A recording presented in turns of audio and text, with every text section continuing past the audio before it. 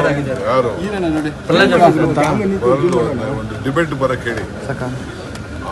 ಆ ಮನ್ರೇಗಾಗೂ ಈಗ ಮನ್ರೇಗಾಗೂ ಏನಿದೆ ಅನ್ನೋದನ್ನ ಬೇಕಾದ್ರೆ ನಾನು ಅವ್ರನ್ನ ಆಹ್ವಾನಿಸ್ತೇನೆ. ಎಲ್ಲರೂ ಒಂದು ಡಿಬೇಟ್ ಫಿಕ್ಸ್ ಮಾಡಕ್ಕೆ ಹೇಳಿ. ಒಳ್ಳೇದು, ಜನಕ್ಕೂ ಜಾಗೃತಿ ಮೂಡಿಸ್ಬೇಕು.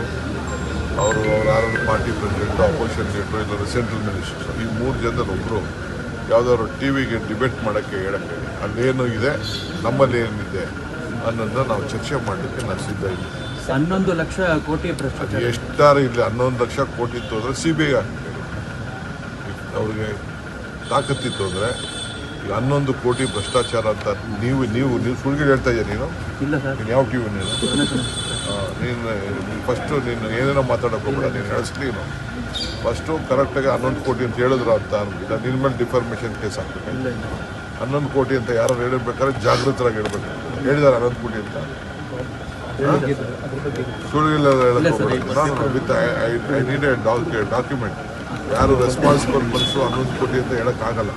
11 ಕೋಟಿ ಅಂತ ಸಾಧಾರಣ ಅಂತ ನೀವು ತಿಳ್ಕೊಳ್ಳೋಕೆ ಪೊಲೀಸರ ಜೊತೆ ನೀವು ಸಭೆ ನಡೆಸಿದ್ದು ಕುಮಾರಸ್ವಾಮಿ ಮತ್ತೆ ಪ್ರಶ್ನೆ ಮಾಡಿದ್ದಾರೆ. DCMಗೇನು ಎಕ್ಸ್ಟ್ರಾ ಕೊಂಬು ಇಲ್ಲ ಅನ್ನೋದ್ರ ಬಗ್ಗೆ. ಶಿಷ್ಟಾಚಾರ ಮಂತ್ರಿಗಳಿಗೆ ಇರುವಷ್ಟು ಶಿಷ್ಟಾಚಾರ ಆಯ್ತಪ್ಪ. ಅವ್ರ MLAಗಳು ಇದಾರಲ್ಲ, ಅದನ್ನು ಚರ್ಚೆ ಮಾಡಕ್ಕೆ ಹೇಳಿ ಸರ್. ಮನ್ರೇಗಾ 2 ಡೇಸ್ ಸೆಷನ್ ಮಾಡ್ತೀನಿ ಅಂತ ಹೇಳಿದ್ರು ಸರ್. ಯಾವಾಗ ಮಾಡ್ತೀರಾ? ಈಗಾಗಲೇ ನಾನು ಹೇಳಿದ್ದೇವೆ.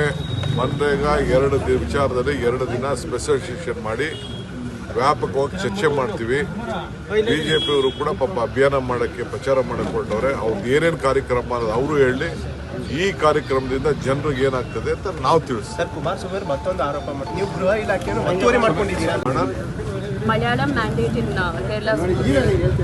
Still I am not aware fully of it. I just look and discuss it.